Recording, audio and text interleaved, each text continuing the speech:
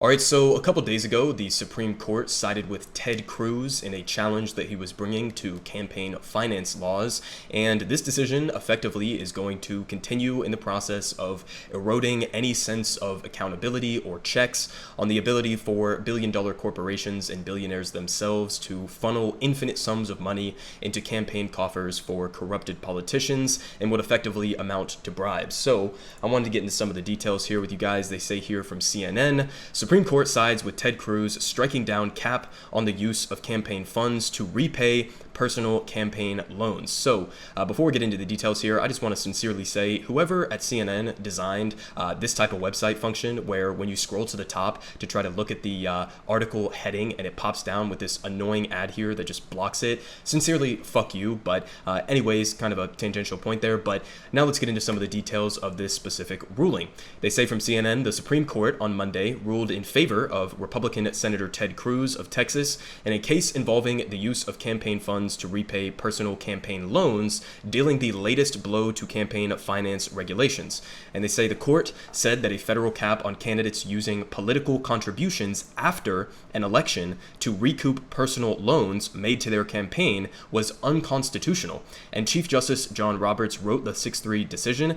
Justice Elena Kagan wrote her dissent for the liberal colleagues, Justice Stephen Breyer and Justice Sonia Sotomayor. And they said, quote, "The question is whether this restriction violates the First Amendment rights of candidates and their campaigns to engage in political speech," Roberts wrote. And he said, "There is no doubt that the law does burden First Amendment electoral speech. Any such law must be at least justified by a permissible interest," he added, and the government had not been able to identify a single case of a so-called quid pro quo corruption. Okay, so this is what the conservative court is saying right now. This is what they want you to believe. They want you to genuinely believe that there is no correlation whatsoever in the US political system between billionaires and corporations giving hundreds of thousands, if not millions of dollars to politicians, and then those politicians taking that money from those corporations and billionaires, and then maybe doing a couple of favors for them once they're elected into office. I mean, it's completely delusional. I mean, every single American understands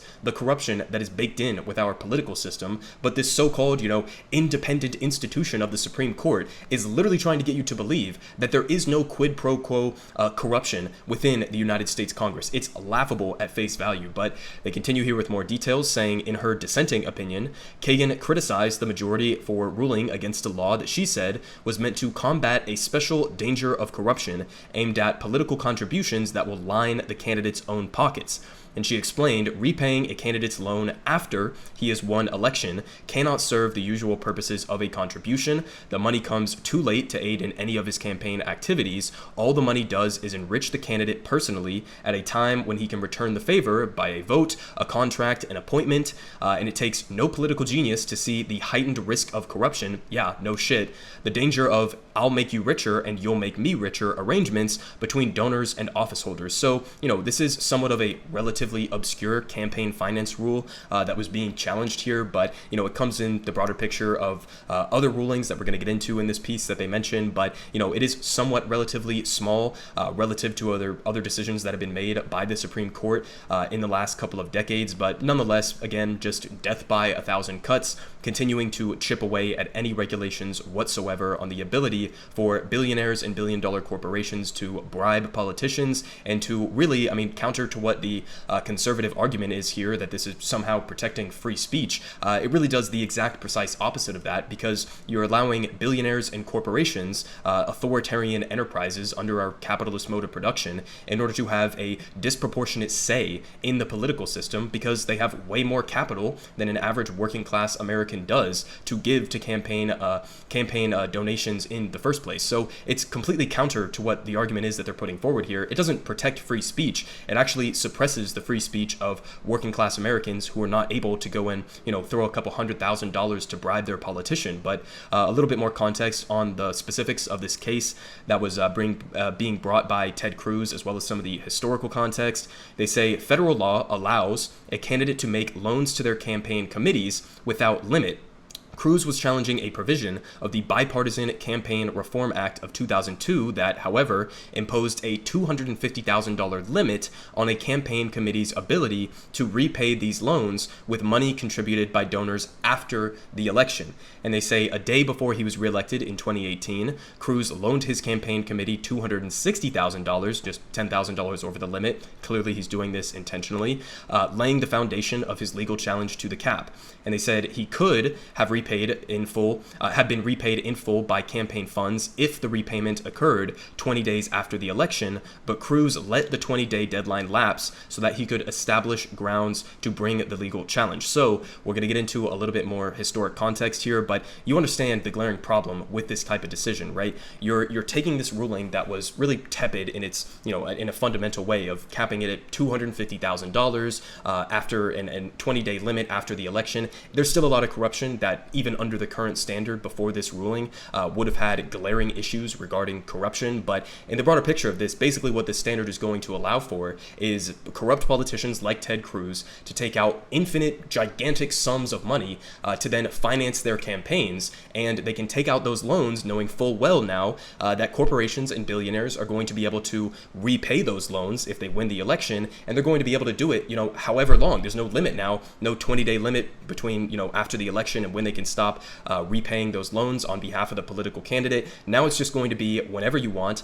Corporations and billionaires will be able to, again, essentially give a bribe to politicians in this way, in this sense, to repay some of the loans that they were taking out. So it gives corrupt politicians another significant advantage in their ability to finance their campaigns, because now you don't even have that potential $250,000 limit on what type of loan you would be taking out. Now you could take out $1 million loan for your campaign, and then you're just relying on corrupted actors within the capitalist marketplace to reward you with potential paybacks down the line in exchange for favorable rulings on their behalf. But now again, we're going to get into some of the historical context and how this smaller relative ruling plays into the broader picture of what the Supreme Court has allowed for in terms of corruption in the U.S. political system. So they say chipping away at a 20-year-old campaign finance law, and they say Monday's ruling marks the latest erosion of the 2002 law, known by the names of its sponsors, the late Arizona Republican Senator John McCain and former Wisconsin Senator Russ Feingold, a Democrat. The law sought to limit the flow of large, unregulated, and often secret money in U.S. elections. And in recent years, however, the High Court has stripped away major provisions of that law, most notably its blockbuster 2010 Citizens United decision, which allowed corporations and unions to unleash unlimited amounts of money in races as long as they spent independently of the politicians that they support. Now, to get into a little bit of nuance here, I think that we should have an overturning of Citizens United, but I think that this should only be a one-way street where it applies to corporations and billionaires, but doesn't apply to unions in the same way. And you might, turn around and look at that and say, well, that seems a little bit hypocritical, but I mean, really, is it at a fundamental level? I mean, allowing unions, which are inherently a democratic representation of workers in any given capitalist enterprise, that would be enhancing democracy within the United States. It would be giving a democratic body in a union in this form the ability to donate larger sums of money to political candidates. So I think that enhances democracy, whereas on the flip side, if you're applying that same standard to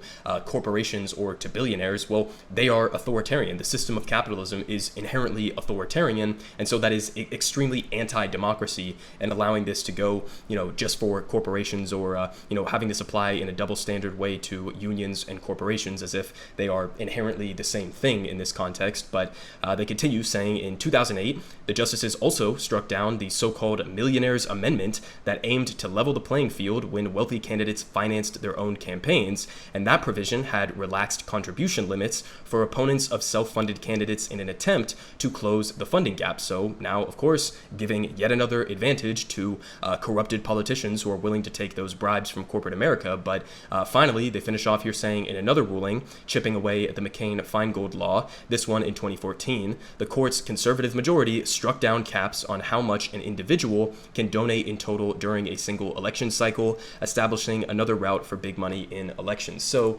again, it's not the largest or most influential campaign finance decision that the Supreme Court Court has been weighing in on for the last couple of decades. But nonetheless, again, it's a story of a death by a thousand cuts, where the Supreme Court, which is supposedly this independent body that's protecting American values and protecting average Americans as an institution, clearly just engaging in rampant corruption, or at least facilitating rampant corruption for the politicians who put them or helped to put them on the Supreme Court in the first place. So, again, not surprising that this extreme right-wing majority Supreme Court would be making a decision like this, but nonetheless, it is just another example of how corruption is simply accepted in the United States. I mean, Americans have the ability to look at countries and, poorer nations around the world and say, oh, well, look at these, corrupt politicians, and they're taking bribes from different companies, and then they're serving their interests. And it's like, well, yeah, I mean, we just have a legal version of what many other countries around the world would call political bribery. I mean, it's called lobbying and it's called campaign financing here in the United States. So it's at this point completely normalized, but it definitely shouldn't be. This is just rampant corruption, and this decision is going to allow for corrupt politicians like Ted Cruz to take out even larger sums of money to finance their campaigns so that they can turn around and then take bribes from corporate America to continue the cycle of them not acting on behalf of average working class Americans, and instead serving the interests of the billionaire and millionaire class.